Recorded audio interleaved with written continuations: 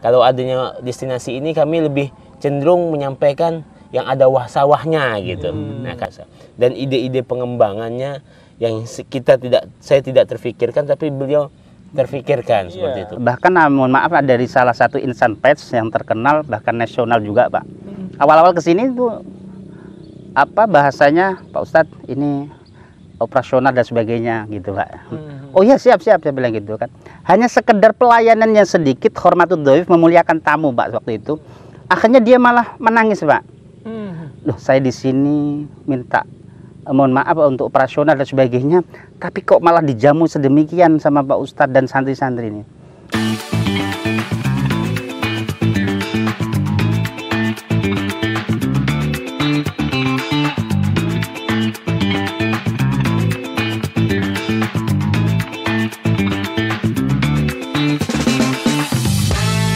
Sejenak kita dialog asik. Halo sahabat Sekda Podcast, jumpa lagi kita di Sekda Podcast untuk sejenak kita dialog asik. Kali ini kita berada di tengah-tengah persawahan, destinasi wisata Wasawah yang dikelola oleh Pondok Pesantren Darul Fikri di Desa Sungai Belidak, Kecamatan Sungai Kakap, Kabupaten Kuburaya. Kita bisa lihat di sini sawah-sawah yang baru mulai ditanam. Insya Allah mudah-mudahan cepat berkembang. Hadir di sini kali ini bersama narasumber kita yang luar biasa, Kepala Desa Sungai Belidak, Pak Juliansah, SE. Selamat pagi. Assalamualaikum, Pak Juliansah. Narasumber yang kedua kita, Pak Ustadz Nurholik, SPDI. Beliau adalah pimpinan dari Pondok Pesantren Darul Fikri yang mengelola juga destinasi wisata ini. Assalamualaikum, Pak Ustadz. Waalaikumsalam warahmatullahi. Sehat Pak Ustadz? Alhamdulillah sehat. Alhamdulillah. Pak Gades sehat? Alhamdulillah Pak, sehat Pak. Kayaknya lebih fresh ini sekarang. Pak, bawa jiwa muda Pak.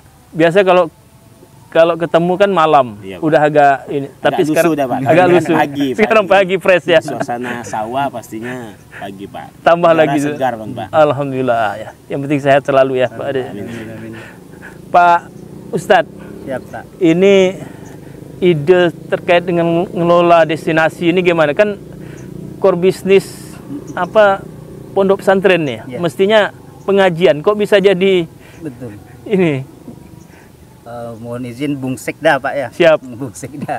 Jadi alhamdulillah Bung Sekda sebuah lembaga pendidikan non formal itu sangat penting sekali di era sekarang.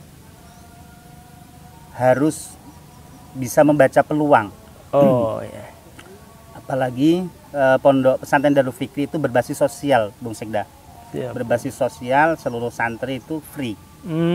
Sehingga pondok itu harus mempunyai inovasi. Memanfaatkan peluang yang ada di sekitar kita tanpa harus mengeluarkan kos biaya yang tinggi. Yang kedua, sebagai sarana edukasi kepada masyarakat bahwa pesantren itu terbuka untuk siapapun yang datang melihat, berinteraksi dengan santri, dan juga konsultasi dengan para ustadz yang ada di Darul Fikri. Hadirnya Wasawah adalah untuk mengembangkan pondok pesantren lewat unit usaha, sehingga pondok itu bisa mandiri ya, berdiri di atas kaki sendiri. Yang kedua, membranding skill santri. Mereka bukan hanya mengaji, tetapi entrepreneur dan perikanan, perkebunan dan sebagainya. Peluang-peluang itu santri bisa terasa skillnya, Bung Sekda. Sehingga betul-betul santri itu bisa survive di dalam segala medan dan siap untuk berinteraksi dengan masyarakat, sehingga bisa ekonominya bisa lebih baik. Keluar dari pondok pesantren pun bisa mandiri, gitu ya. Seperti itu Bung Sekda. Membawa manfaat yang lebih banyak bagi masyarakat sekitar. Kalau ngaji kan udah ibaratnya perkara yang memang wajib sudah ini wajibnya. Wajib. Nah, kalau entrepreneur dan yang lain-lain inilah yang justru lebih diutamakan juga, karena bagaimanapun dakwah itu kan perlu support, support ekonomi dan lain sebagainya ya Bung Sekda. Betul. Gitu. Tapi santri bersemangat itu. Alhamdulillah. Malah bisa dikatakan tidak jenuh gitu Bung Sekda. Kalau belajar terus dituntut hafalan dan sebagainya kan jenuh. Sehingga kalau kita belajarnya outdoor, capek suruh mancing kan gitu. Merefresh kembali ya. Suruh nangkap bebek, kan kita punya peternakan bebek juga Bung Sekda gitu ya. Kebun anggur dan sebagainya, mereka malah lebih fresh. Jadi hafalannya di sawah-sawah, di dekat kolam dan sebagainya gitu Bung Sekda. Jadi pertanian ini entrepreneur tadi juga salah satu mungkin materi mengaji juga, mengaji di alam gitu ya. Luar biasa. Salah satu terapi alam sebenarnya. Terapi alam. Iya. Luar biasa. Nah, izin Pak Kades. Siap. Pak Juliansyah ini kan termasuk Kades yang kreatif inovatif kalau kita lihat ini. Banyak sekali kreativitasnya desa ini. Energik ya. Nah, terkait dengan adanya destinasi ini, dari desa sendiri gimana nih Pak, ada supportnya? Makasih Bung Sekda.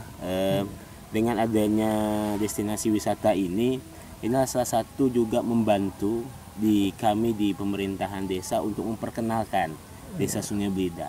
Nah, kalau biasanya ketemu sama orang di luar dan yang biasa bertanya, di mana sih desa Sungai Belida? Nah, pastinya kami mengetahui di Kecamatan Sungai Kakap. Nah, kalau adanya destinasi ini kami lebih cenderung menyampaikan yang ada sawahnya gitu. Nah, karena udah jadi brand gitu kan. Untuk desa sendiri ya. Familiar, Pak. Ada booming kemarin pas baru-barunya juga viralnya. Jadi sehingganya masyarakat itu tahu luas di mana desa Sungai Belida itu ada sawahnya. Tentunya kami di pemerintah desa tentunya sangat mendukung Pak.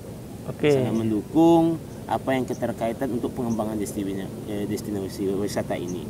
Terus posisinya juga apa yang memang dibutuhkan dari pihak pengelola, dari pondok, kami selalu mensupportnya Pak. Nah, kami juga pernah berbicara bersama Kepala Dinas Dispora Par, Bu ini dibentuk darwisnya saja. Dari kabupaten juga turun dinas. Pernah Pak. Bina juga. Beberapa syuting di sini, beberapa juga pas peresmian juga beliau hadir di sini. Ya kami sangat mendukung. Apapun itu programnya kami siap mendukung lah untuk pengembangan desa Sungai Belida ini seperti itu Pak. Luar biasa. Kalau untuk lingkungan masyarakat sendiri terkait keberadaan destinasi ini, termasuklah keberadaan pondok pesantren di sini? Sangat menerima Pak. Sangat menerima, mendukung apalagi kita beliau kemarin juga posisinya mencari karyawan yang tukang masak juga dari warga masyarakat desa Sungai. Jadi direkrut dari lingkungan sekitar ya, warga. Jadi menyerap menciptakan lapangan kerja juga jadinya. Tidak ada orang luar Pak, semuanya yang pekerja-pekerja di sini semuanya dari masyarakat desa Sungai. Luar biasa. Yang penting mereka diarahkan oleh manajemen, pengelola bagaimana dan resep-resep masakannya juga sudah diarahkan dari tim pengelola. Nah, ini tidak gampang ini. Ya Ustadz ya. Ini memberikan pemahaman, sosialisasi ke masyarakat sekitar ya kan. Biasanya kan terhadap hal-hal baru, biasanya adalah pro kontra gitu ya. Betul. Nah, dalam merintis di awal ini, Ustadz, ini udah berapa lama? Pondok sendiri udah berapa lama? 11 tahun. 11 tahun. Nah, Wasawa sendiri? Wasawa 1 tahun. Baru 1 tahunan ini ya? 1 tahun. Terus tadi malam itu Bung Sekda, kita selamatannya tadi malam dengan para santri, donatur dan kawan-kawan. Pada saya hanya di grup siaran pondok, mereka pada datang ramai, termasuk Pak Kepala OJK dan sebagainya. Jadi 1 tahun Wasawa. Oleh karena itu nanti Bung Sekda mohon izin ucapannya nanti dari Pemda Kuburaya. Terus alhamdulillah dari perjalanan itu Wasawa dan juga wisata religi itu tanggapan masyarakat alhamdulillah sangat bagus. Alhamdulillah ya. Bahkan berkontribusi banyak warga Sungai Belida ini, luar biasa Pak Bung Sekda, karena sering gotong royong di sini. Bahkan anak yang dari sini saja mereka bantu. Seperti itu, banyak sekali yang peduli terhadap Darul Fikri. Diuntungkannya juga kami bersyukur kepada Allah, kami juga sebagai penyuluh pembinaan majelis taklim yang ada di desa Sungai Belida. Jadi memang sudah Allah takdirkan sedemikian, mereka warga Sungai Belida mensupport lewat dukungan, doa dan lain sebagainya.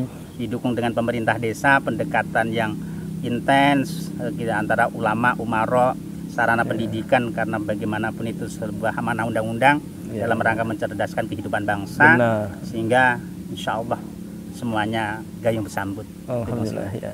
Ya alhamdulillah kalau masyarakat ya memang masyarakat juga merasakan ya, Iya, betul. manfaat dari keberadaan destinasi ini tadi menciptakan lapangan kerja, bahkan tanpa ini pun guyup ikut Iya, gotong royong ikut gitu ya, gotong royong. Masya Allah. Itu bisa dicek oleh warga-warga kita, Pak Kepala Desa kita juga melihat langsung.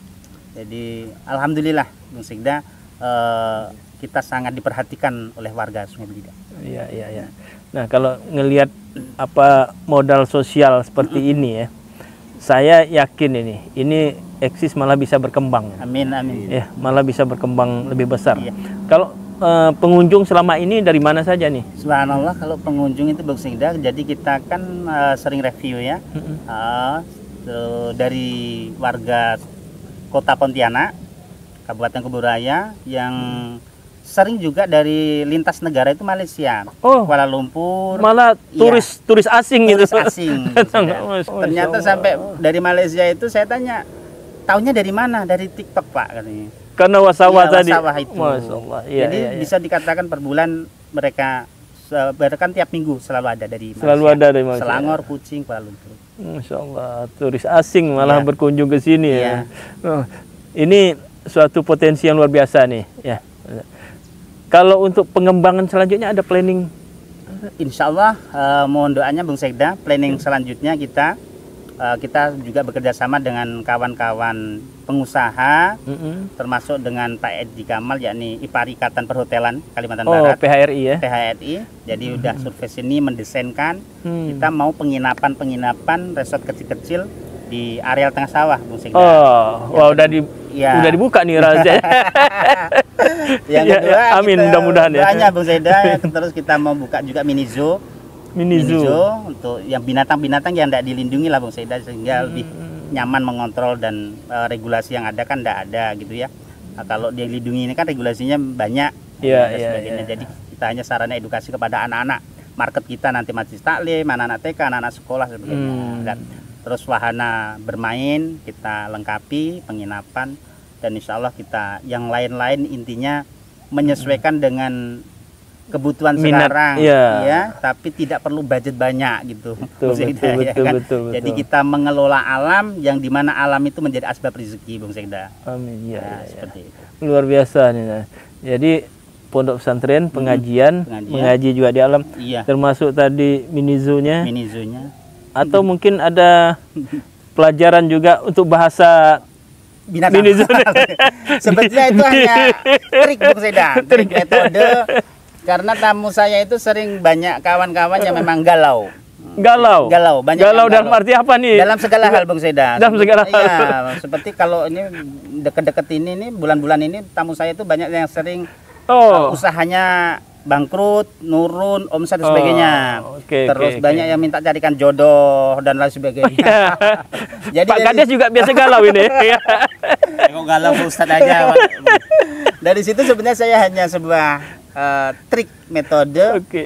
Kenapa mini zoo ini perlu ada lagi kawan-kawan itu kadang-kadang saya hanya sana ke belakang dulu saya kasih pisang, ada monyet banyak gitu. Oh. Jadi dia suntuk, kadang nangis gitu, nengok monyet kasih makan, ketawa-tawa dengan monyet dia Bung Sekda Oh, gitu. iya, iya, iya. Sebenarnya hanya terapi, dia fresh, Terapi. relax ya dengan alam, dengan binatang gitu. Bila- Kalau ngomong sama saya Bung Sekda kan, saya ceramain makin gatal dia. Makin gelisar gitu. Dia belajar sendiri di alam itu ya. Iya, belajar di alam, Iya. interaksi dengan binatang. Dan melatih juga Iya. bagaimana santrinya menjadi benar-benar rahmatan lil alamin. lil Ya. alamin. Ya. Dengan alam, dengan Menjaga Masya Allah. semuanya. Menjaga semuanya. Luar biasa nih. Nah ini Pak Kades, Ya. ini kan sudah dikelola begitu rupa, bahkan menjadi daya tarik, ya kan? Bahkan turis asing juga hampir setiap minggu Bisa dikatakan. hadir ya. Bahasanya juga bahasa Upin ya. Ya bahasa upin-upin itu Upin, Bung upin. Sekda. Bahasa upin-upin. Nah ini kan potensi luar biasa nih Pak Kades ya. Selama ini komunikasi termasuk dengan pemerintah kabupaten sendiri, ini kalau tadi kan ikut mempromosikan segala macam terkait dengan program-program ini kan mau nyusun 2025. Ya. Nah ada usulan-usulan atau dari desa sendiri ada program khusus? Ya, jadi gini Bung, awal mula dari viralnya Pak Bung, sehingga banyaknya mobil, pengunjung dan yang lain itu saya sering ke sini ketika viralnya, ketika ramainya, kami sering ke sini dan berdiskusi sama Pak Ustadz. Ternyata kami melihat kondisi pengunjung ini biasanya yang bawa mobil, mereka ini ketika jalan kita ini kan cuma di 3 meteran aja, Bung. Oh, ya, aksesnya. Jadi nih ya. aksesnya kan. Ya, Jadi memang kami memfokuskan pengajuan kami ke komunikasi kami ke pemerintah kabupaten, yaitu untuk pelebaran. Oke. Jadi pelebaran sehingga akses jalan masuk ke khususnya di Dusun Karyatani ini agak lebar sedikit, ditambah 2 meter sehingga 5 meter. Sehingga karena memang di Dusun Karyatani ini rencana kita memang akan pemukiman, jadi sehingga ini juga akan makin ramai. Jadi posisinya memang infrastruktur kita adalah jalan yang diutamakan. Kami selalu berdiskusi bersama Pak Ustadz, beliau menyimpang, Pak Ades, Pak Wul katanya, itu jalan kita saja karena mobil ini biasanya nggak bisa satu masuk satu keluar, nggak bisa masuk. Ini yang menjadi kendala, sehingga kenapa sekarang ini menjadi problem juga kami mengevaluasi, yaitu mungkin jarak mereka mau masuk ke sini sempit jalannya sehingga pengunjung pun juga mikir-mikir seperti itu. Inilah yang kami memang menjadi prioritas. Mudah-mudahan kami pun sudah mengusulkan itu melalui diusulkan itu ya. Melalui Musrembang Des, tetapi kan kami tetapnya berserah diri kepada kabupaten, Pak ya. Ya, nanti di kabupaten kan skala prioritasnya, skala prioritas yang mana kemampuan keuangan daerah ya. Kami pun juga melihat kemampuan keuangan pemerintah desa itu sangat berat, tidak mungkin kami yang membangunnya seperti itu. Kami mungkinnya pastinya menyerahkan ini kepada kabupaten seperti itu. Karena kalau pemerintah desa hanya bisa mampu menjalan jalan usaha tani, perawatan yang lain, mungkin di saluran air dan yang lainnya kami yang fokus sesuai dengan skala prioritasnya. Skala prioritas ya. seperti itu. Tapi sebagai destinasi wisata tentu ini juga menjadi prioritas ya. Karena program pariwisata yang kita tahu ini kan salah satu program yang memberikan multiplier effect paling banyak itu. Kalau kita hanya, mohon maaf, ya, fokus di pengembangan industri apa gitu kan, paling yang terkait berkembangnya industri itu mungkin dari bahan baku sama pedagang-pedagangnya. Tapi kalau destinasi wisata, pariwisata ini memberikan multiplier effect tadi, kulinernya hidup, penginapannya hidup, ya. Banyak ini pertanian kalau ini sayur dengan sendirinya hidup. Nah, ini juga tentu menjadi skala prioritas ya dalam rangka menggerakkan roda perekonomian masyarakat. Ini bagus sekali. Nah, setiap musrenbang tentunya, musrenbang desa juga ini menjadi bahan perbincangan tentunya ya, tentunya. Nah, selama ini tanggapan dari internal di musrenbang desa sendiri gimana? BPD-nya, tokoh-tokoh masyarakat dalam menyikapi ini gimana? Saat ini semua berbicara, Pak, sangat baik. Bahwa adanya di Wahsawa ini, saya sampaikan tadi, mereka sangat menanggapi. Memang masih di tahun 2025 ini kita belum ada mencantumkan untuk keterkaitan pariwisata nih, Pak. Nah, mungkin di nanti di anggaran perubahan ataupun di 2026 kita coba berkolaborasi kembali keterkaitan apa yang perlu kita kembangkan. Nah, tadi itu yang disampaikan beliau, kami diskusi hanya menyampaikan posisinya adalah perkembangan keterkaitan jalan, Pak, kan, jalan infrastruktur. Terus kami pun juga kemarin sudah meminta kepada direktur BUMDes kita untuk juga bisa berkomunikasi, berkoordinasi apa yang perlu dikembangkan secara bersama-sama. Biasanya kalau kita di pemerintah desa palingan kalau ada dukungan-dukungan yang lain pasti melalui BUMDes biasanya, Pak, kan. Jadi biar klub kerjasamanya melalui biasanya ke BUMDes. Jadi biar sama-sama ada manfaatnya bagi mereka. Nah, saat ini memang kita di BUMDes memang sedang ada pengembangan produk juga yang mungkin akan berkolaborasi bersama di Darul Fikri seperti itu. Oke, baik. Nah, ini kan suatu modal yang luar biasa, modal awal luar biasa nih. Dari masyarakat tadi guyup, support, malah senang gitu kan, dapat manfaatnya juga. Terus dari pemerintahan desa, dari BPD, dari tokoh-tokoh masyarakat semuanya ini sudah menjadi modal awal nih. Tinggal bagaimana nanti mengembangkannya menyambut bantuan-bantuan program dan lain sebagainya yang insya Allah akan berdatangan dari itu. Ini Pak Kades ya, kalau dilihat di samping sebagai destinasi wisata, ini juga kan terkait dengan program-program lainnya. Contoh, sawahnya terkait dengan bagaimana mendukung kebijakan Presiden untuk swasembada pangan, itu kan. Nah, walaupun tidak luas, mungkin yang dikelola oleh Darul Fikri, setidaknya ini kan menjadi pilot project, ya, atau demplot bagi masyarakat untuk melihat bahwa di sini berpotensi untuk mendukung swasembada pangan. Nah, terkait dengan produksi di masyarakat sendiri, ini berapa luas sawah yang ada di desa kita ini? Saat ini Pak, kita ini hanya milik masyarakat sekitar ini yang nggak besar Pak. Tetapi kita ada fokusnya itu yang dulunya itu punyalah cetak lahan sawah Pak. Ada program Pak, cetak sawah memang ya? Sawah. Itu yang dibangun, saya lupa di tahun berapa, itu di tahun 2019 kalau nggak salah itu enggak Pak, 2017an gitu. Itu dibangun dari pihak Mabes TNI. Oh, itu pembinaannya di tahun itu. Nah, ada 100 lebih hektar lahan cetak sawah. Masih berjalan? Saat ini Pak tidak berjalan, sayangnya Pak. Kenapa saya sampaikan mereka? Ternyata yang permasalahan adalah di tanggul Pak, jebol. Terus yang kedua adalah pintu air Pak. Ini yang sangat-sangat memang prioritas bagi kami di pemerintah desa yang selalu mengajukan tiap tahun itu adalah di pintu air Pak. Sangat sayang saat ini lahan yang sudah dibuat tetapi posisinya adalah tidak digunakan masyarakat. Padahal berpotensi ya. Potensi Pak. Produk aktivitasnya mereka tuh juga berjalan. Terus hasilnya juga dapat Pak. Nah, saat ini yang selalu dikeluhkan bagi masyarakat kepada saya. Yang dulunya sampai mereka menyampaikan kepada saya bahasanya begini Pak.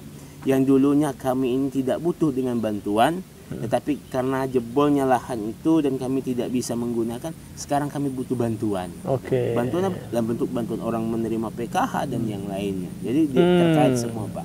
Itu yang permasalahan. Ini menjadi prioritas. Mudah-mudahan dengan adanya program swasembada pangan ini dari Presiden, sehingga lahan-lahan yang ada yang tidak terbengkalai saat ini, yang tidak produk lagi, tidak lagi ada aktivitasnya, bisa berjalan seperti itu Pak. Kemarin sempat di tahun 2023 ada program dari provinsi, PO provinsi itu tanggul Pak, sudah ada tanggul. Cuman pintu airnya lagi permasalahan. Mungkin pintu air lagi Pak tidak ada sama sekali, sehingga kami juga tidak terbendung karena kan batasnya adalah di tepi lautnya Kakap Pak kan, sehingga air itu mudah masuk dan yang lain seperti itu.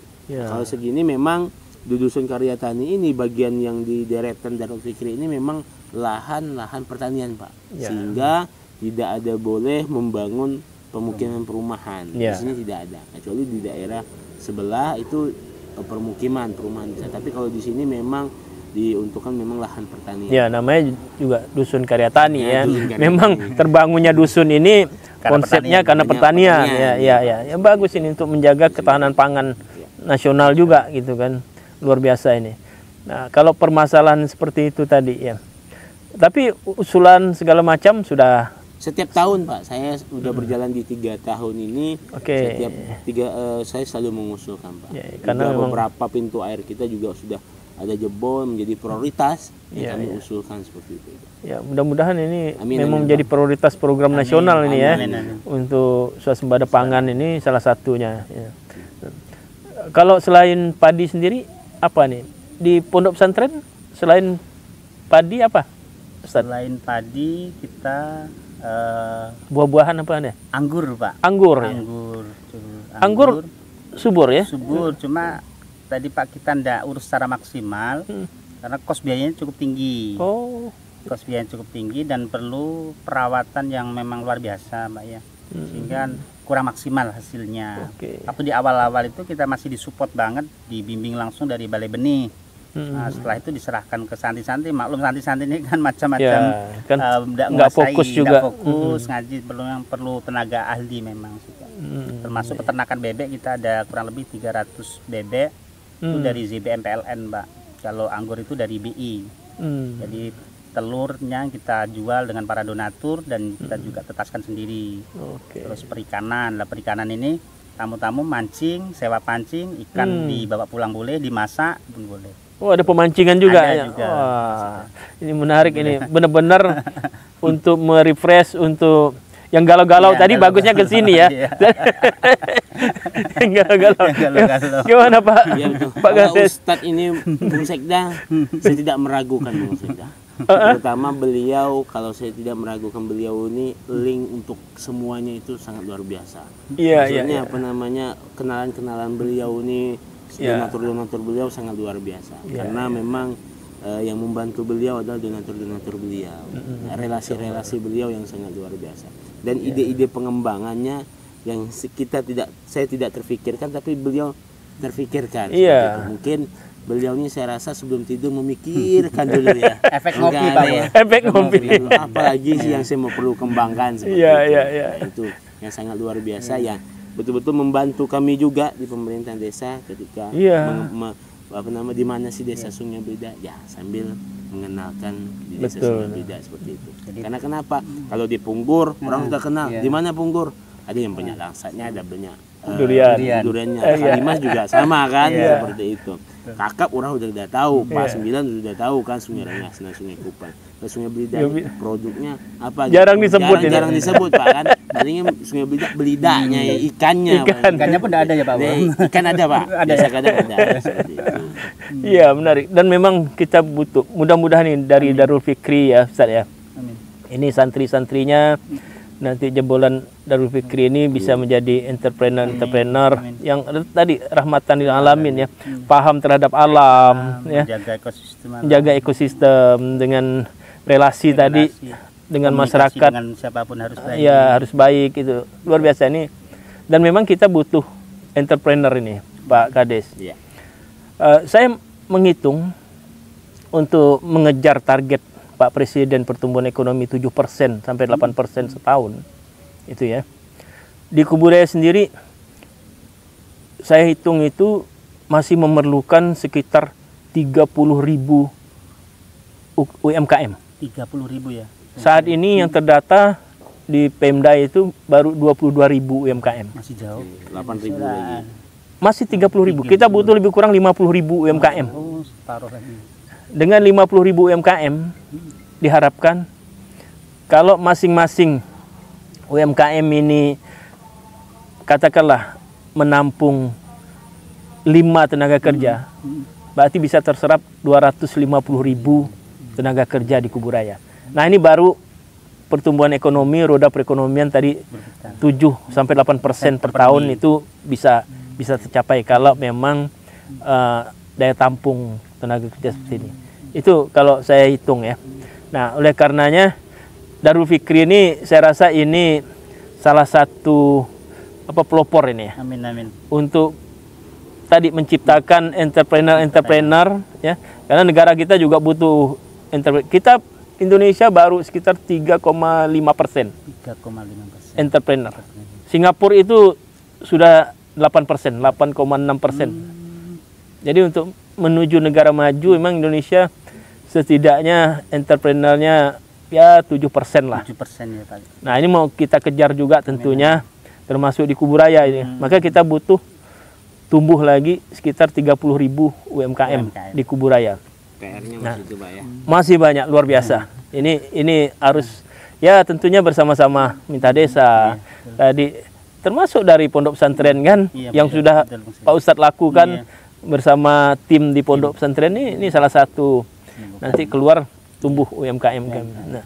Nah, ini tentu ini tidak bisa dianggap hal-hal yang remeh-temeh sepele. Ini perlu perencanaan, perlu kerja keras, keterlibatan banyak pihaknya ini. Nah, pengalaman Pak Ustadz ini dalam mengembangkan jiwa wirausaha dan lain sebagainya. Kira-kira trik-triknya gimana nih Ustadz? Berbagilah kita Ustadz. Jadi Bung Sekda, memang entrepreneur ini adalah dunia seni dalam memanage perekonomian. Ya. Dunia seni sehingga dibutuhkan komunikasi yang baik terhadap siapapun. Ya, ya. Kuncinya dari awal itu saya yang duruna ilal umati bi'ainir rahmah, memandang umat dengan pandangan kasih sayang. Maka ketika kita ketemu siapapun bisa berdiplomasi dengan baik, berkomunikasi dengan baik, itu menjadi mitra strategis bagi kita. Tinggal di mana sih kaplingan bidang-bidang mereka itu. Masing-masing punya kelebihan, ya. Masing-masing gitu. Allah menciptakan untuk melengkapi Darul Fikri gitu, Bung Sekda. Insyaallah. Yang kedua, saya punya tagline gini, Bung Sekda. Untuk sebuah inovasi tidak harus berjas dan berdasi, cukup dengan secangkir kopi. Ini. Yang kedua, inovasi tanpa batas, moralitas paling atas. Gitu, Bung Sekda. Intinya inovasi harus diciptakan terus-menerus untuk kita berkarya, dan motivasi itu sebuah ungkapan hadis Nabi, khairun nas anfa'um linnas. Itulah. Dalam mengelola dan mengembangkan bermitra dengan siapapun, komunikasi sangat penting, dan kita para santri, pengasuh, urusan dunia ini kami masih awam, apalagi dunia bisnis. Maka orang-orang yang sukses dalam bisnis, entrepreneur dan lain sebagainya, Darul Fikri harus mau mengosongkan gelas. Untuk menimba pengalaman, ilmu dari mereka-mereka orang yang sukses dalam entrepreneur seperti BB Bujang Group, Raja Uduk, udah bermitra semua itu. Kayak Bang Rijal, owner Raja Uduk itu juga sudah sampai menyampaikan kepada saya, Ustadz, kalau mau belajar apapun itu kami tidak akan tutup-tutupi. Ikatan Chef Kalimantan Barat, Chef Yuda, bahkan langsung masuk ke dapur saya itu, langsung training sama santri-santri, tidak perlu bayar, kami sedekah ilmu. Terus dari kawan-kawan pengusaha yang lain, alhamdulillah Darul Fikri diuntungkannya di situ, Bung Sekda. Karena kita berbasis sosial sehingga mereka banyak merapat, dan komunikasi yang baik, planning kita ke depan santrinya seperti apa, endingnya seperti apa, itu mereka support. Mereka support banget. Bahkan dari BB Bujang itu sering menerjunkan manajer-manajernya untuk mentraining santri-santri yang sudah gede-gede. Nah, di manajemen maupun di cara penyajian dan sebagainya. Di training di tempat. Di training di BB Bujang di Jalan Sumatera. Dimagangkan di sana. Ya, seperti itu. Ya, ini karena network tadi ya, komunikasi kerjasama dengan circle kita, sesuai dengan bidangnya. Seperti kayak pejabat-pejabat, ya kita tinggal lihat circle-nya, posisinya di mana, gitu, Bu Sekda. Sehingga komunikasi yang baik, dengan BI, Masya Allah. Program apa, Bu, yang bisa dihadirkan di Darul Fikri? Bu Anggi juga sering sini. Sering ke sini. Wah, ini Bu Anggi nggak ngajak-ngajak nanti kita. Makan siang semua, Pak. Makan siang di Direktur Bang Kalbardanya. Itu saya bilang relasinya, Pak. Telepon Pak Ustadz, kalau Bu Anggi ke sini telepon saya. Aman, Bu Sekda. Karpet merah. Iya. Sudah dibuka tadi rahasianya. Sudah dibuka rahasianya. Komunikasi saja. Saya pun harus belajar gitu, Pak ya. Apalagi kami di pemerintah desa yang perlu relasi, pembangunan, investor juga masuk. Beliau salah satu yang sukses untuk menarik investor masuk. Salah satunya untuk pengembangan. Kan, kalau kita mengharapkan pembiayaan sendiri, pinjam ke bank kan nggak mungkin, kan? Tapi kalau investor ini yang sangat luar biasa, Pak, sehingga tanah juga bisa sudah dibeli, udah milik pondok nih, Pak ya, udah milik pondok, tinggal dikembangkan. Jadi memang luar biasa. Saya bilang tuh, Pak, masyarakat bukan hanya satu saja yang berbicara kepada saya, beliau sangat mengakui keterkaitan relasi Pak Ustadz ini, Pak. Yang bisa sangat luar biasa untuk mengembangkan, karena tidak semua orang yang bisa mampu, Pak. Tapi kalau berbicara bisa saja, tapi actionnya kurang, kadang kan seperti itu, Pak. Orang-orang kita kan sekarang kurang actionnya, berbicara mudah tapi actionnya kurang. Itu yang Masya Allahnya. Tapi beliau nih sangat luar biasa, Ustadz. Tapi tadi kuncinya udah beliau sampaikan bahwa memang dari relasi, dari semuanya itu pasti punya plusnya, pasti lebih. Itu yang ditarik luar biasa. Bahkan yang katakanlah, mohon maaf Bung Sekda, kawan-kawan saya dari narapidana saja ada, mantan narapidana dan sebagainya. Ternyata mereka itu sebetulnya pengen dekat dengan Ustadz, pengen dekat dengan pondok, cuma tak terakomodir. Mau dekatin itu, saya ini orang tak jelas. Udah rendah dulu. Iya, jadi mau dekat Pak Ustadz tak enak dan sebagainya. Ternyata ketika kita membuka diri, Pak, mereka punya potensi skill bisa ngabdi di Darul Fikri, Pak. Karena udah pengalaman, jatuh gitu, Pak. Seperti itu, Pak. Termasuk biro hukum dan sebagainya, dari karyawan kawan-kawan itu IT, Pak. Kami bermitra dengan MIPA Untan. Bahkan Prof Garuda sendiri yang merekomendasi, Pak, untuk pengembangan IT-nya. Terus kawan-kawan yang dari dunia hitam itu, Pak, ketika sering hadir di Darul Fikri hanya sekedar kopi, kita diskusi panjang lebar dan sebagainya. Pak, boleh tidak saya ngabdi di Darul Fikri? Bidang apa nih? Saya bilang gitu. Masya Allah. Udah, Pak, kalau memang kami dibutuhkan dalam bidang marketing, untuk mengembangkan di kawan-kawan yang katakan di luar di luar sana, siap saya, Pak. Ikhlas nilai ta'ala. Padahal orang-orang yang katakanlah tidak begitu religius, Pak, ya, mantan. Tapi mau hijrah itu. Mau hijrah. Intinya memang pendekatan, Pak. Betul. Dan mereka sangat loyal justru malah, Pak. Sangat loyal. Bahkan mohon maaf lah, dari salah satu insan pers yang terkenal bahkan nasional juga, Pak. Awal-awal kesini tuh bahasanya, Pak Ustadz ini operasional dan sebagainya gitu, Pak. Oh ya, siap saya bilang gitu kan. Hanya sekedar pelayanan yang sedikit, hormatud dhaif, memuliakan tamu, Pak, waktu itu. Akhirnya dia malah menangis, Pak. Duh, saya di sini minta mohon maaf untuk operasional dan sebagainya, tapi kok malah dijamu sedemikian sama Pak Ustadz dan santri-santri ini. Pak, saya ndak operasional dan sebagainya, untuk peliputan ndak ada. Saya pengen ngabdi di sini, jadikan kami humas. Malah dengan sukarela, Pak. Langsung KTP dikasih, langsung saya kasih SK, Pak. Humas. Sehingga kalau ada acara seperti ini, misalkan Pak Sekda datang nih, saya tinggal ngirimkan berita sama beliau, langsung diedit, nasional maupun ke provinsi, Pak. Udah jadi humas. Iya. Langsung saya SK kan, yang Pak. awalnya niatnya beda, niatnya beda. Dunia kan, Pak, gitu. Dunia. Tapi setelah melihat di Darul Fikri kita layani dengan baik sebagai tamu, mengetuk hatinya, Pak.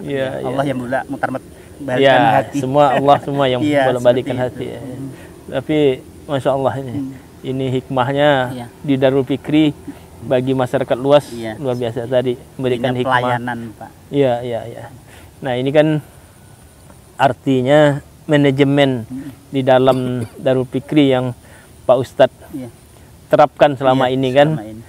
Ini sudah terbukti nih, bisa menggerakkan tadi. Setidaknya ini kan jadi wasilah untuk Allah membolak-balikkan hati tadi ya. Bahkan donatur kita ini, mohon maaf Bu Zeda, ada biksu. Biksu juga datang. Namanya Bante Piadiro. Oh. Iya, itu punya kebun di Punggur, kebun langsat, kelapa, durian dan sebagainya. Itu hasilnya untuk pondok. Juga ikut membantu ya. Dan ada juga dari Katolik. Luar biasa. Katolik dan lain sebagainya. Ada namanya Bu Elizabeth, itu Katolik. Iya. Jadi sepatu santri, tas santri, kalau ajaran baru dibelikan. Masya Allah. Itu hikmah daya tarik. Iya, daya tarik. Darul Fikri tadi. Jadi pemersatu juga. Bahkan antar lintas agama, lintas keyakinan seperti itu. Dipersatukan di Darul Fikri ya. Masya Allah. Sebetulnya itulah Bung Sekda, ilmu trik marketing sebetulnya. Gitu. Ini nih. Nanti kita bedah lagi di sesi berikutnya. Pak Ustadz ini mengembangkan pondok ini ya. Dari awal kok bisa dapat di lokasi ini? Gimana ceritanya nih? Jadi awalnya itu Bung Sekda, kami itu tinggalnya di Sepakat 8 Dr. Wahidin. Dr. Wahidin ya. Saya ngabdi di sebuah masjid. Lalu di situ kurang lebih 4,5 tahun. Dari perjalanan dan perkembangan, akhirnya jamaah itu melihat potensi dan peluang keilmuan, titipan amanah ilmu itu, beliau mencarikan tanah dari Park 9 sampai ke Kalimas. Dari masyarakat yang jamaah dorong ini ya. Akhirnya dapat 5 tempat. Kita cek lokasi dan sebagainya. Nah, 2011 itu saya KKL di sini. Di Sungai Belida itu, Bung Sekda. Saya melihat peluang dakwah sangat besar dan akses dari kota tidak jauh, di belakang kantor desa. Di situ alasan saya kepada jamaah, akhirnya udah langsung dibayar. Sudah 2012 bulan 12 pembayarannya, 2013 bulan 2 tancap tiang udah mulai Darul Fikri. Masya Allah. Nah, dari sebelumnya sampai sekarang, Ustadz melihat bagaimana nih permasalahan di masyarakat kita, sehingga ini kan salah satu pilar untuk apa mengatasi permasalahan masyarakat ini kan terkait dengan ajaran-ajaran agama pun, ya kan. Nah, dalam hal ini tentu dari ajaran Islam sendiri. Ustadz melihat permasalahan yang dihadapi masyarakat dari dulu sekarang gimana? Sebetulnya kalau permasalahan di masyarakat dari zaman Nabi selalu ada permasalahan. Iya. Bagaimana mengelola Nabi terhadap persoalan-persoalan keumatan itu mengedepankan akhlakul karimah. Akhlak yang baik, komunikasi yang baik, bahasa saya kalau era sekarang itu pendekatan dengan ad-da'watu bil hal asyaddu minal qaul. Dakwah dengan perilaku ini lebih dahsyat daripada dengan ucapan. Betul. Retorika kata-kata seperti itu, Bu Seda. Lah, dalam kita mengelola, memanage persoalan di masyarakat itu, triknya kita sebagai seorang ustadz, seorang tokoh, memang harus kita banyak mendengar, lalu kita memberikan imun sesuai dengan kadar dosis yang diinginkan mereka. Tapi kan permasalahan ini banyak nih, Ustaz. Iya. Nah, Ustadz ini kan apa ibarat kata penyambung yang punya ilmu, ya, punya memang skillnya sebagai pelaksana dari ajaran-ajaran Rasulullah ini untuk menyambung ke masyarakat. Ini gimana Ustadz melihatnya? Apakah permasalahan yang ada ini tentu semakin ke sini dinamikanya luar biasa. Optimis tidak Ustadz? Optimis. Optimis. Saya ya. optimis. Tiap hari, tiap detik pasti ada orang yang bertobat. Masya Allah. Tiap hari, tiap detik pasti ada orang yang kembali kepada realnya. Ada itu Ada. datang itu ya. Jadi saya yakin Allah itu pasti menarik mereka semua itu ke jalan yang baik. Hanya kita saja yang belum melihat secara detail bagaimana alur langkah mereka. Tapi dalam tiap detik, tiap menit, tiap jam, tiap hari itu pasti ada mereka kembali ke jalan Allah SWT. Masya Allah. Dan amanah yang ada di keilmuan Ustadz sendiri, ya, penyambung dari Rasulullah tadi ini ya. Sejauh ini sudah jauh mana Ustadz? Masih jauh Pak Bung Sekda, masih jauh kita mencoba untuk mengamalkan sebuah ilmu. Tetapi dari situlah kita belajar banyak. Apa yang kita ucapkan juga harus perilaku juga sesuai dengan ucapan kita, sehingga magnet itu ada terbentuk dengan apa yang keluar dari mulut dan hati kita. Tapi tanggung jawab itu terasa tidak Ustadz ini? Terasa. Kan masih jauh tadi Ya, misalnya. Terasa dari sebuah ayat yang Allah sampaikan dalam Al-Quran. Atamuruna nasa bil birri wa tansawna anfusakum wa antum tatlunal kitaba afala ta'qilun. Jadi bahasa yang di akhir tadi Bung Sekda, kalian nyuruh orang berbuat baik, nyuruh orang berbuat amal yang positif. Tapi kalau kalian lupa pada dirimu sendiri, bil birri wa tansawna anfusakum afala ta'qilun. Bahasanya afala ta'qilun, apa kalian tidak berakal? Kalau garis miring gila gitu Pak. Bung Sekda. Sehingga ini menjadi muhasabah buat kita. Jangan hanya pandai berbicara, tapi secara amaliah perilaku pribadi kita jauh. Sehingga kita harus banyak bermuhasabah diri, bisa merenung sehingga ucapan kita betul-betul keluar dari hati dan perilaku. Masya Allah. Nah, tentu kalau dibandingkan dengan perjuangan, dengan ya pengorbanan dari Rasulullah sendiri, tentu nggak sebanding ya, nggak sebanding. Tapi untuk melaksanakan apa yang diperintahkan, apa yang ya setidaknya memahami pengorbanan perjuangan Rasulullah tadi sampai dengan saat ini harus total, harus bi amwalihim wa anfusihim. Sudah Ustadz harus berjuang total, harta dan jiwa kita untuk itu semua. Masya Allah. Walaupun belum sampai, dan itu pun tak pernah sampai. Tak pernah sampai. Tak pernah sampai, kita sebagai umatnya tidak akan pernah sampai. Ya. Tapi harus keinginan bi amwalihim wa anfusihim, itulah rumusnya. Totalitas. Pertaruhan dalam mengikuti Nabi. Dalam mengikuti sebagai barisan orang-orang yang loyal Rasulullah tadi ya. Dan ini Ustadz tanamkan juga ke santri-santri tentunya ya, santri-santri. ke lingkungan Iya. kita. Kunci sukses para sahabat itu cuma dua, Bro Sekda. Sami'na wa ata'na. Tunduk, Sami'na wa taat, dan ata'na. patuh. Begitu juga keadaan umat sekarang. Kalau umat sekarang mempunyai konsep dua tadi, sami'na wa ata'na, selesai urusan. Iya, ya. Begitu juga sebagai rakyat. Rakyat ini akan menjadi rakyat yang baik, negara yang baldatun thayyibatun wa rabbun ghafur ketika punya konsep sami'na wa ata'na, tunduk dan patuh. Nah, itu tadi Ustadz sudah menyampaikan itu Pak Kades. Bagaimana beliau melihat situasi dan kondisi ya permasalahan di masyarakat, upaya dari sisi ya tamanya ajaran agama ya, perjuangan, pengorbanan Ustadz bagaimana sehingga dapat di lokasi ini menjadi lokasi perjuangan ini untuk syiar Iya. dari saya, Dari Islam. syiar Islam. Nah, kalau dari desa sendiri, Pak Kades melihat permasalahan di masyarakat ini gimana nih, Pak Kades? Apakah ya sop-sop aja atau memang dinamika semakin ke sini semakin kompleks? Kalau saya melihat 3 tahun berjalan ini Pak, awal-awalnya memang sok-sok Pak ya. Ya. Tapi kalau melihat merujuk dalam ada yang 3 tahun ini kita pelajari, saya pelajari ya beberapa sih Pak, beberapa titik konflik dan yang hal-hal yang terjadi. Terutama apalagi yang saya pegang ini adalah jabatan politik.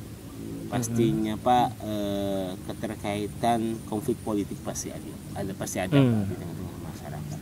Tetapi saya sebagai pimpinan, sebagai kepala desa, ya menjadi resiko saya Pak, karena sudah saya siap apapun terjadi, ya saya harus siap hadapi, karena memang kemauan saya, bukan paksaan seseorang dan yang lainnya.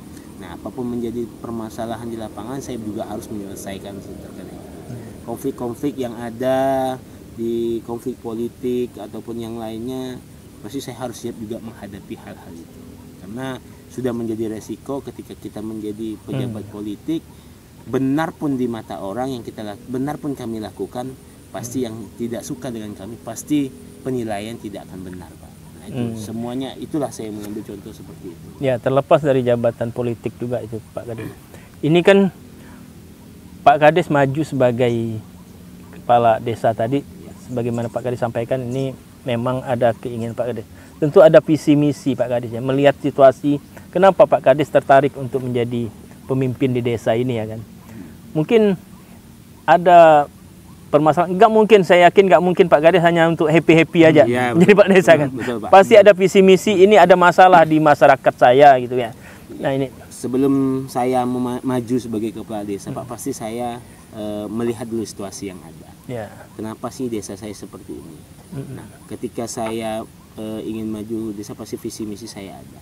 Nah, karena melihat saya tidak menyalahkan yang pernah dulu yang ada Pak ya, tetapi yang pernah ada pastinya sudah melakukan yang terbaik. Pastinya saya melihat itu kondisi desa kami itu beberapa konflik yang terjadi, itu yang pertama. Yang kedua, terjadinya kemajuan nih Pak. Nah, tidak ada kemajuan ataupun Pembangunan. pembangunan Oke. ataupun hal-hal yang seperti destinasi wisata ataupun kolaborasi yang tidak ada, investor itu juga tidak ada. Nah, itu kan berproses Pak Kades ya. Jadi dari satu pemerintahan ke pemerintahan lain itu berkesinambungan. Iya. Ya, dari awal proses pasti ada lah itu Iya, ya. pasti Pasti ada pembangunan, pasti ada. Cuman mungkin karena kemampuan yang masih terbatas sehingga kelihatan agak lamban itu. Iya, Pak. Nah, dan Pak Kades pun terpilih bukan, walaupun Pak Kades berkemauan gitu ya. Yang milih kan rakyat, Iya, masyarakat Pak, kan. Artinya pilihan masyarakat lah. Iya. Ya kan, bukan pilihan pribadi atau ya, bukan mau-maunya ini. Memang masyarakat yang memilih melihat ya, melihat. Nah, tentu pilihan yang terbanyak ini kan. Iya. Nah, ini kan masyarakat menaruh harapan besar Iya. bahwa terpilihnya Pak Kades ini diharapkan bisa memimpin Iya. bahtera desa ini ya, untuk maju, untuk lebih sejahtera ya. Nah, dengan kondisi yang ada selama ini dan sekarang dan perkiraan mungkin ke depan, Pak Kades melihat ini bagaimana prospeknya dengan kemampuan Pak Kades untuk mensejahterakan, membawa masyarakat ini menjadi lebih maju ini. Saat ini Pak, kalau saya merasakan selama 3 tahun walaupun berproses Pak ya, sudah ada perubahan Pak. Sudah ada perubahan keterkaitan mungkin di usaha-usaha ke masyarakat, ataupun posisinya adalah sejahterakan masyarakat, walaupun tidak semuanya Pak ya. Terutama adalah bagaimana saya bisa menarik program-program dari luar Pak, di luar dari kabupaten, di luar dari provinsi, nah dan nasional Pak. Saya berupaya saat ini adalah bagaimana saya bisa menciptakan, karena saya meyakini Pak, kemampuan keuangan desa pasti tidak bisa membackup semuanya. Itu yang pertama. Yang kedua, pastinya mempunyai aturan-aturan yang ada Pak. Ya, sehingga saat ini apa yang disampaikan Ustadz tadi adalah saya mengambil ilmu dari Ustadz juga, komunikasi saja yang diperbaiki. Sehingga saya kenapa saat ini saya memperbanyak relasi Pak. Apa yang bisa, termasuk yang pro kontra tadi ya. Pro kontra Pak. Ya, sebagaimana ajaran Rasulullah ya. Pak, bagaimana yang kontra bisa dirangkul malah menjadi kekuatan ya. Payung besar Pak. Seperti Sayyidina Umar itu. Ya. Terjadi, saya tidak memungkiri terjadinya ada pro dan kontra terhadap diri saya Pak. Ya. Nah, tetapi bagaimana saya melihat pola politik yang ada seperti itu Pak. Saya tidak juga bisa berkeras harus ke posisi pro saja Pak. Kontra ditinggalkan. Tetapi bagaimana saat ini upaya saya adalah pro saya tetap rawat, kontranya juga saya harus mendekati, walaupun saya secara langsung tidak bisa ke mereka, tetapi ada melalui jalur-jalur politik yang saya yang ada. Seperti itu. Nah, selama ini Pak Kades memantau, masih ada tidak masyarakat yang benar-benar tertinggal di desa Sungai Belida ini? Misalnya ya terkait dengan kemiskinan, apa sampai kemiskinan ekstrim terjadi di lingkungan desa ini? Kalau saya melihat Pak, tidak ada lagi Pak. Tidak ada yang miskin ekstrim ya, luar biasa. Berarti pembangunan kesejahteraan masyarakat, perekonomian bisa berjalan. Sudah berjalan, terutama. Tetapi yang terkadang kita melihat nih Pak, lansia saja Pak, yang orang tua saja, yang tidak mampu sudah bekerja dan hal yang lainnya. Ramai ini ya, usia lanjut agak ramai Pak, usia lanjut. Cuman kan ada keluarga, ada anak yang bisa memperhatikan mereka. Makanya di tahun yang lalu kami di BLTDD, karena kan salahnya dalam miskin ekstrim adalah posisinya hanya 18 orang Pak. Kami berikan BLTDD-nya seperti itu. Nah, jadi memang lansia saja, tetapi juga mereka punya kemampuan, terutama ada punya kebun Pak, kelapa. Ya berarti kan masih ada kebutuhan yang bisa mereka dapat seperti itu. Ya, tidak termasuk dalam golongan apa ya, fakir miskin lah gitu ya. Tidak termasuk. Tapi program sebagai pemerintah tetap memperhatikan hal itu. Jelasnya. Permasalahan lain mungkin di desa yang Pak Kades rasakan yang cukup berat, yang perlu perhatian semua pihak barangkali ya.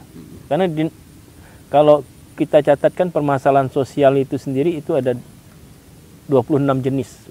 26 jenis masalah sosial, termasuk masalah narkoba, masalah anak terlantar, masalah kenakalan anak-anak.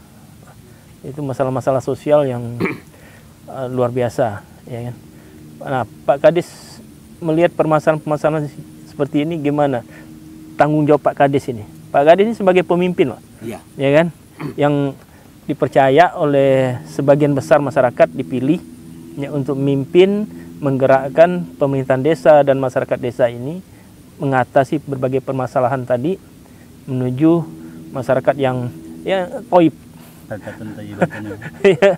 Gimana? Masalah yang sosial Pak yang Bapak sampaikan, alhamdulillah apapun terjadi di lapangan sedikit demi sedikit kami bisa selesaikan Pak. Yang berkaitan sosial dan yang lainnya. Berkolaborasi dengan salah satunya pondok pesantren tadi ya. Pondok pesantren yang sosial. Kalau ada kekurangan mereka yang kami tak bisa tangani, kami selalu berkomunikasi kepada kabupaten. Mungkin di jenis kesehatan dan yang lain-lainnya Pak. Ketika ada posisinya mereka butuh bantuan kami dalam hal bentuk sekolah, kami selalu berkoordinasi sama pihak rumah zakat yang mereka mempunyai program itu. Terus mereka tidak mempunyai layak huni, kami sudah mempunyai program punya BSPS dari pusat, bedah rumah. Terus ada salah satu barusan ini Pak, salah satu ada masyarakat kami, dia numpang tetapi kami tidak bisa memberikan bantuan bedah rumah Pak, karena dia tidak punya tanah. Numpang rumah masih ada ya? Masih ada Pak, posisi orang tua, tapi anaknya ada, cuman dia tidak mau numpang sama anaknya, mau diri sendiri. Oke, seperti itu kami kasih jalan keluar. Dia pondok-pondok Pak, ekstrim sekali. Rumahnya pondok, tetapi kami bilang BSPS juga nggak bisa masuk karena ada punya ketentuan Pak. Ya, karena bukan lahan sendiri. Saya berkoordinasi sama rumah zakat. Bang, bagaimana ini bisa dilaksanakan? Bisa diajukan, alhamdulillah beliau dapat bantuan bedah rumah dari rumah zakat. Sudah dibangun rumahnya, tanahnya menantunya yang pinjamkan dulu, dan akhirnya alhamdulillah bisa menetap di rumah yang layak huni seperti itu. Kalau sosial insya Allah Pak, karena memang sudah menjadi tanggung jawab kami, permasalahan masyarakat bisa kami selesaikan. Tapi Bapak tadi itu masalah yang terberat biasanya apa yang kalau saya rasakan sampai saat ini konflik politik saja nih Pak, masih ya, berkecamuk lah seperti itu. Itu biasa dalam dinamika ini kan. Itu pun muncul pasti ada sesuatu yang visi misi yang ingin dicapai. Insya Allah semuanya amin. Visinya untuk kebaikan lah. Amin. Fokus di kebaikan semuanya. Bukan untuk saling menjatuhkan idealnya ya. Tapi fokus di kebaikan semuanya.